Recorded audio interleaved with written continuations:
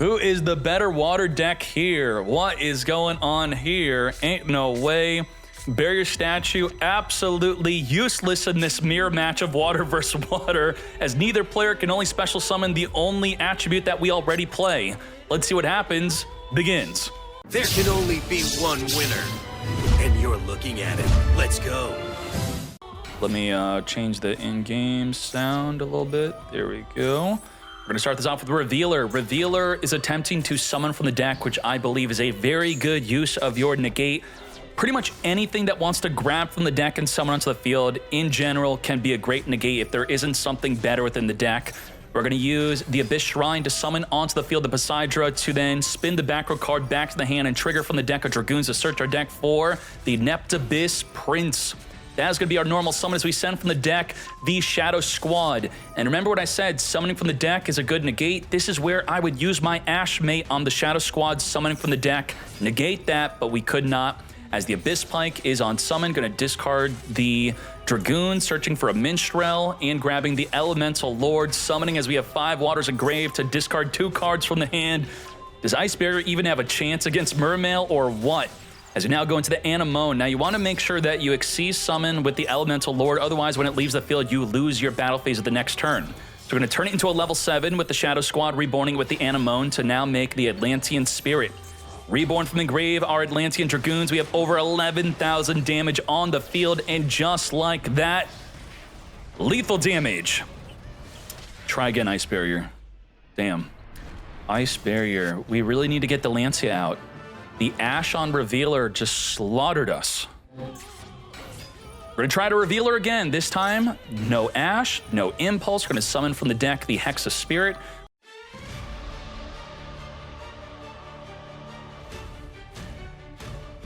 We're going to add the Speaker of the Ice Barriers. We already used up our normal summon, so we're going to special summon itself onto the field as we now go into a Ryzen Dragite, which will be able to negate any spell or trap card. But the problem here is the Forbidden Droplet being able to not only negate the Dragite, but also negate the Lancia. So with just our back row, is this going to be enough? I'm not familiar with this card. What the heck is this? Neither player could special summon monsters with the same level as those they control. Neither player could special summon monsters with the same rank as those they... Couldn't it just say level/rank, Konami? What's going on? Abyss Shrine is going to come forth and summon for the deck. Nothing. That's a huge impulse. We lost 2 cards, and now we have nothing. Now the Dragoons will trigger to search the deck. Negate. Now Impulse, if we kept it in the hand, would have not been activatable here.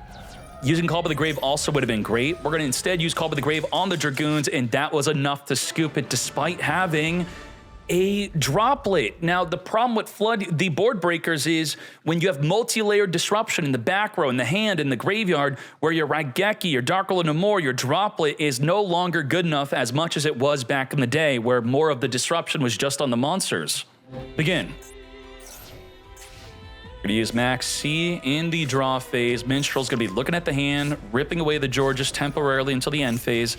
I think a lot of people are scooping a Minstrel thinking that it is a permanent banish. Now, a lot of people are going to say, oh, if they go into the Deep Sea, Donna, sure, but they're going to lose disruption by going into that, or possibly go into a Barrier Statue Floodgate. Not in this matchup where we are a water deck, so we're not going to have to worry about that.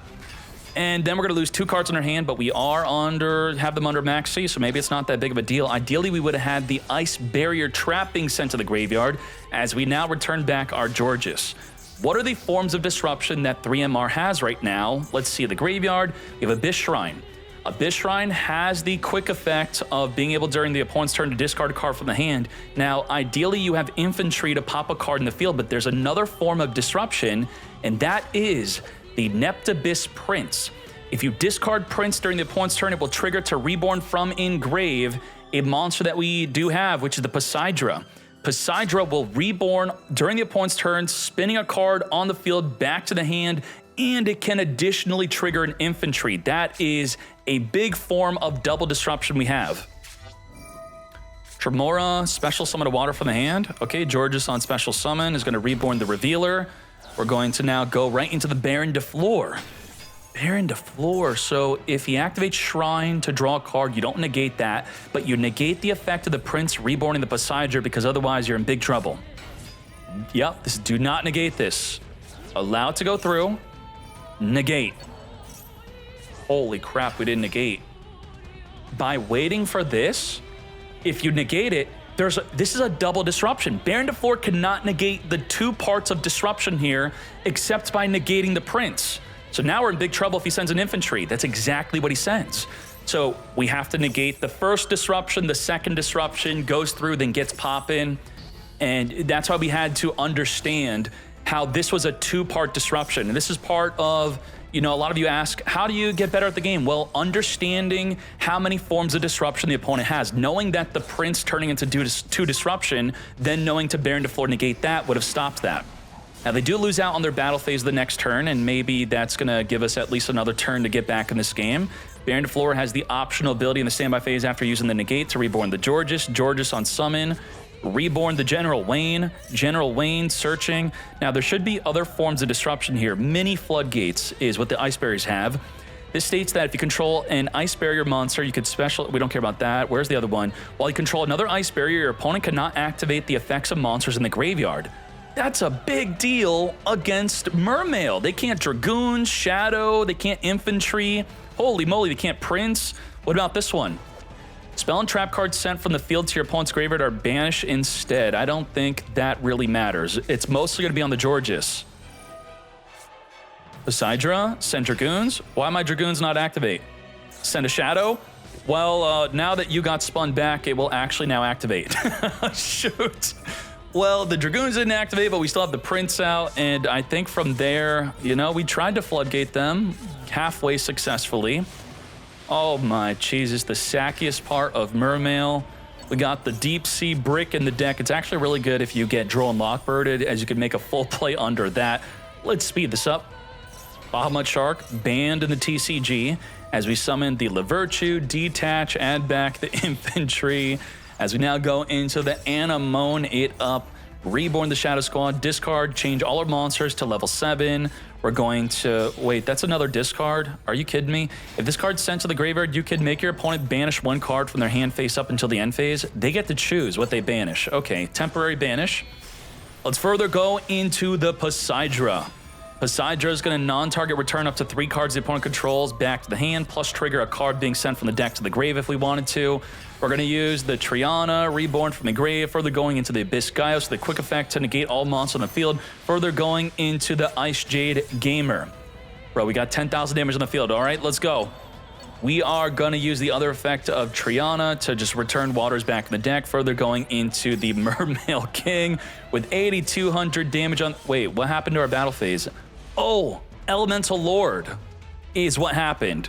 So because of the Elemental Lord skipping our battle phase, the forms of disruption they have is the non-target negate all monsters on the field. The Ice Jade Gamer is going to be able to banish a card in response to it activating. And then, do we have Abyss Shrine activatable in Graveyard? We do, in fact, have that with the Infantry. So triple disruption.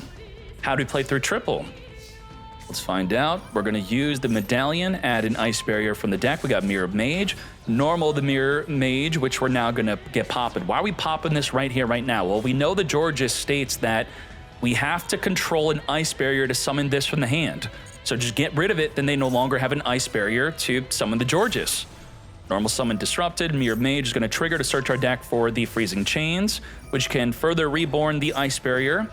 We have Max Seed Chain to the Reborn effect here. Couldn't this have banished it? This states if you activate this in response to your opponent's card or effect, and then they have a card with that name on the field, you banish it. So it would Chain Link 2 banish this, thus it wouldn't reborn. But we're going to Maxi instead. General Wayne is here. Activate to search our deck for nothing, as the Abyss Gaios fully negates the field. Negate. No search for you. We're going to further summon the Georges, or at least attempt to do so. Was that newly top-decked or what? We just drew Impulse off of that Max C thanks to the General Wayne summon here. Further going into the Donna. Donna could grab a banished card, returning it back into their hand to then summon from the deck a Revealer. They still have the Ice Jade Gamer here. We're going to use the effect of Revealer to not discard a card to summon from the deck. We're going to chain banish the Revealer off of the field, but it does not stop the effect. Come forth and summon the Georges that you did so much to stop me from summoning, as it summons a revealer from our hand, as we now go into Lancia. Lancia, battle phase, pass, okay. Well, so a thought could be that the gamer says that your monsters cannot be banished this turn, and if we wanted to, for some reason, somehow trigger the Lancia, the big part of Lancia is going into a Trishilla to banish a card from the hand, field, and grave. Now, this card misses the timing, and the way to make this miss the timing is you have to get Lancia off the field, and then you have to be a Chain Link 1 trigger where the Lancia will be Chain Link 2. So how would you do that? A way to do that would be something like, let's say I normal summon a Fallen Albaz and I discard a Serenir. What's gonna happen is I'm gonna fuse with the Lancia, Serenir will be Chain Link 1 to send from the deck to the grave, Lancia will be Chain Link 2, and then Trishilla misses the timing. So you gotta force that out. Make them miss that timing. Biscayos is going to be, did we non-target negate them? Yes, we did. Lancia is, wait, Lancia can't be negated, it says, because of this, right?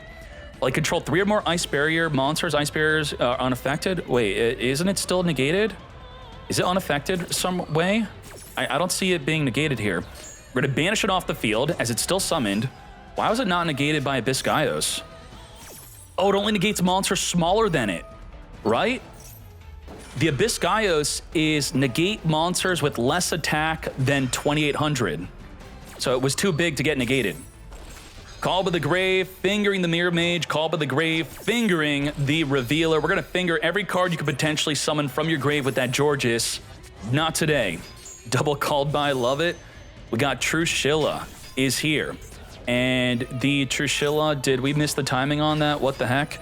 The on synchro summon banish cards, up to 3 cards the opponent controls, but the Ice Jade Gamer was actually preventing it from even being able to banish.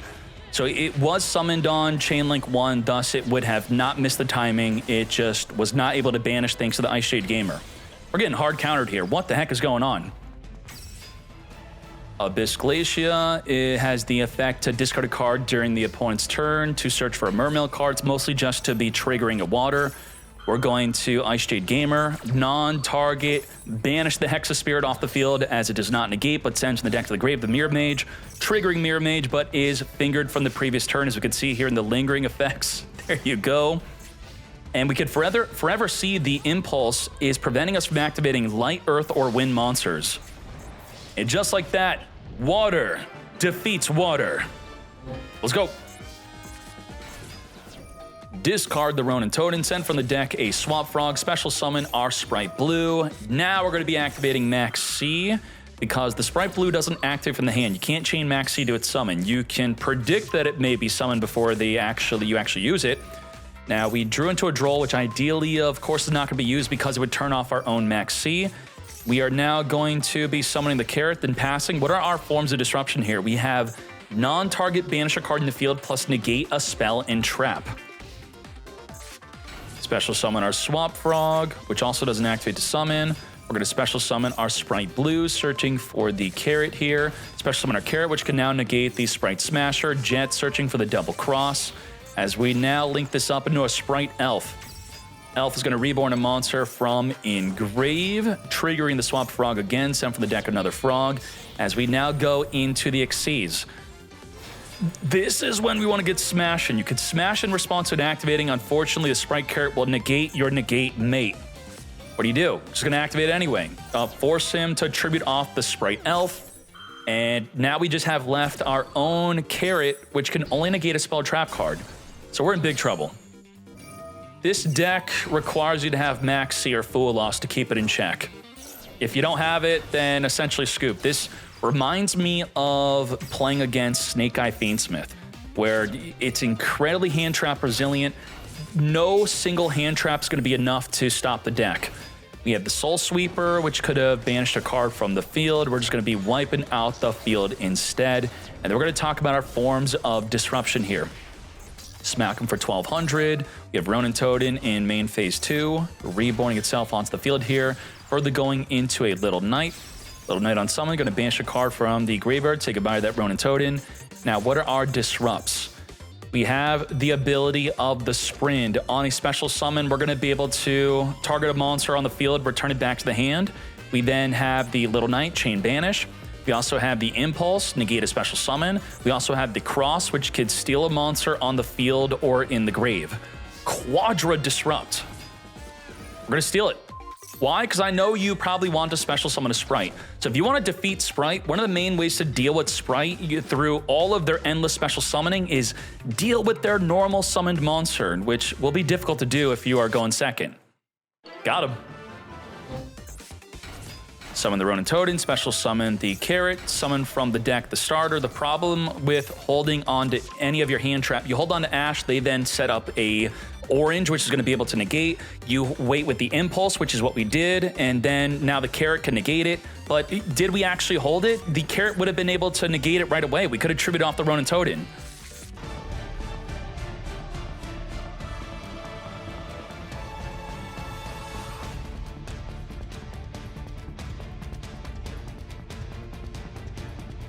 In addition to Maxi, which we could assume will attempt to be fingered, but we could use Carrot to negate the finger, and then we could maybe draw and Lockbird ourselves. We have Sprint, which is a disruption to spin back a monster. We have the Caddy, which will be going into an Omni Negate. We have Masquerena, which will go into a double banish. We have the Carrot to negate a spell and trap card. We have Smashers to smash non-target banish a card in the field. We have the orange, I call it orange, it's red actually, but it actually is orange, Konami, come on. And it could be reborn to then negate a monster. We have about 7 disruptions here. And we had Impulse that we couldn't even use. Huh? This deck is nuts! Carrot reborning the blue instead of the red. We have Impulse negating the elf, and we don't care to disrupt that. Nope. We're now gonna get Smashing. As I said, disrupt their normal summon. Both players are doing it. They normal summoned, get rid of that normal summon right then and there. Frog, send from the deck to the graveyard, the Ronin Totem. We are on summon number 2 here. Oh boy, summon number 3. Search our deck for the Spright starter. Gigantic Spright. Oh, that's not gigantic. Nope. We're trying to, what are we doing here? We want our Gigantic Spright to not be negated by an Imperm or a Veiler. So we're going to put it behind the Spright Elf, but then play into a Nibiru. As I predicted, playing around the less consequential hand traps played into the big hand trap. We're going to Ash, as another thing I was saying, use Ash to negate, and then we could use Nibiru later, or if the Ash is getting negated, we then Nibiru. The problem with Nibiruing right now is there is no problem. It's actually great. It stops the Gigantic Spright from summoning from the deck. It's not going to summon after the Nibiru tributes because you have to detach as an effect, not a cost. Thus, it stops the whole summon. Got him. And we could follow up with starter.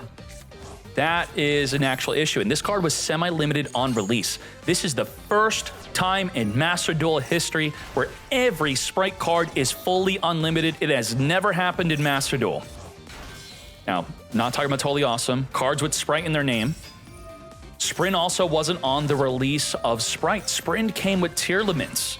As the Sprint summon sends an Angler to summon 2 bodies from the deck, we're going to Soul Sweeper, banish away the Nibiru here. Let's Ronin Totem, reborn from Engrave. So even after getting Nibiru'd, we're still, obviously, as you can see, making great plays. Masquerena, set pass. Let's talk about our forms of disruption. Is Sprint a disruption here? Normally it is a disruption, but only if we have an Xyz monster, so it's not. We have Carrot to negate a spell and trap card. We have Masquerena into a double banish with Little Knight. We have Imperm, 5 disruption after an Ash and Nibiru. Double hand trap, and we have that many forms of disruption. That's crazy. So I think the main aspect here is, can we deal with their normal summon? Well, Masquerena banishing it is going to be our play. Banish it and we win, right? There we go. Masquerena into Little Knight, deal with their normal summon. Let's banish the Angler as, wow, we end our turn. But Nibiru is now back thanks to the Soul Sweeper, returning it back. We're going to turn this into Gigantic Spright. We're protected from impermanence. We're feeling great until we're not. They had double Ash back to back. Negate the Gigantic Spright, and the Gigantic Spright is actually gigantic here thanks to using a Link monster. Big enough to wipe out that Nibiru. Now, we are backed up with double Imperm plus an Impulse. And does the Impulse destroy here? It does not. We don't have a trap in the graveyard, so ideally, we use Imperm first and then Impulse to ensure that we destroy. Triple disrupts. can't stop the normal summon. And because of that, we now get to start special summoning. Imperm, negate the blue. Using the Imperm first. Not really by choice. It was just ideal to use it. Why not? And now we can negate and destroy that if we want to, or we're just going to use another Imperm. Triple hand trap in this turn. And I have a feeling we're still going to play through it. Uh-oh. We're now going to go into a Spright Sprint. Spright Sprint is going to be sending from the deck to the graveyard, which we can't... This is an impossible situation. This is activating to summon 2 bodies. A great negate. But if you negate that, we then go into Elf into Reborn or Gigantic Spright, summon from the deck. 3 hand traps was not enough to stop a 3-card hand. Oh, we had 3 cards. We're not negating that with Impulse, we're waiting. We're saving the Impulse for the Gigantic Spright, which will actually destroy it. Negate and destroy, and they still have 2 bodies on the field to make plays with. Absolutely absurd. Imperm, Imperm, Impulse. You have Mosquito, which is going to put a Mosquito counter onto Gigantic Spright. We're just going to swing it a turn into a Zeus. How many materials is this Zeus? We have 4 material. So we get Field Wipe 2 times. We're going to wipe the field once. And then whatever you top deck into, we're going to wipe it. Do you have a Ronin Toad in play? Called by the Grave. Finger the Ronin Toad in before it starts get summoning during the next turn. Not enough for lethal damage. You still have that Field Wipe, unfortunately. Maxi, sure. Oh my goodness. We turned the Maxi into a play. Maxi's a level 2, thus we get summon a Spright Elf, Reborn the blue. Sprite's a real deck. I'm calling it right now. This is definitely top tier. Gigantic Spright is here. Detach summon for the deck, swap Frog. Boost 9,700 damage. Lethal damage with the Frog. And if you haven't been paying attention, you may be wondering, what happened to Spright? How did they become top tier out of nowhere? Blue to 3, Jet to 3, Beaver from 1 to 3. That's enough to, I think, make this top tier.